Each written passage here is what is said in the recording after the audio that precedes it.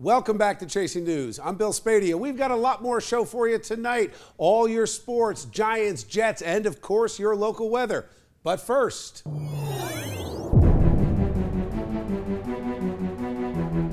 disgraced former Congressman Anthony Weiner sobbing in court today as a judge handed down a sentence of 21 months in the case of his sexting with a minor. For all the details, Ashley Johnson.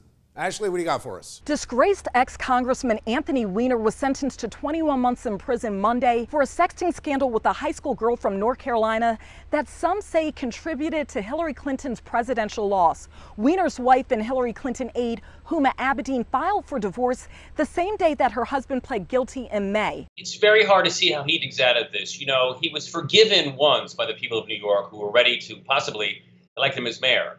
But that was asking for forgiveness. What he would have to ask for now is a degree of trust that I don't think people are willing to give him, right? They can forgive someone for a transgression. This time he lied to the public, right? He told the public he was clean, he wasn't doing this kind of thing anymore, but he was. So to come back and to ask for that level of forgiveness by itself is very, very difficult, if not unprecedented. The public downfall for the Democrat began in 2011 when Weiner was forced to resign from Congress because of a sexting scandal.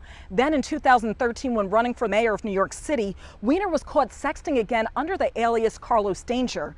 The feds say the Brooklyn congressman began the sexting scandal with a high school girl in 2016 after she messaged him on Twitter.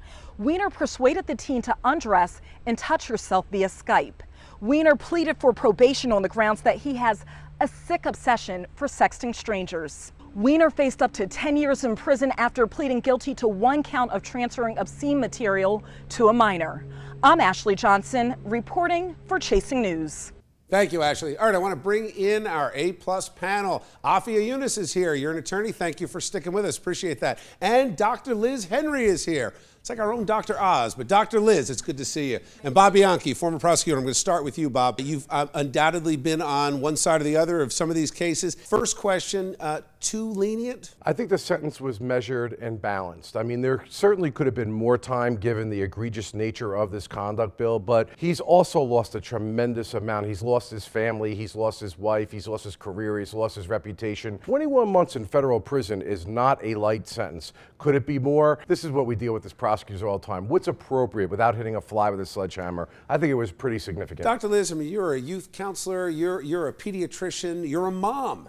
Talk to me as a mom. As a mom, I mean, if it happened to my daughter or even any of my patients, I would be appalled. And so I definitely think time in prison is justified for him. He may be sick, he may have a mental illness, but he also sexted with an underage girl. Even though that was his defense, that there was a mental health issue involved, I think there needs to be set a precedent for any other individual or even congresspersons who take an oath to really defend, to represent the nation. You can't be carrying out this type of conduct. It's unacceptable. Do you think it's because he was a former elected official? You think the sentence was harsh just because of that? I think the judge balanced the mental health issues that we're talking about, but also the fact that you have to make sure you make a statement of deterrence so that this conduct does not continue. Public figures and elected officials, contrary to the public view, typically get treated a little harsher than the general public. Dr. Liz, what about this young girl, 15 years old? I mean, her picture's out there.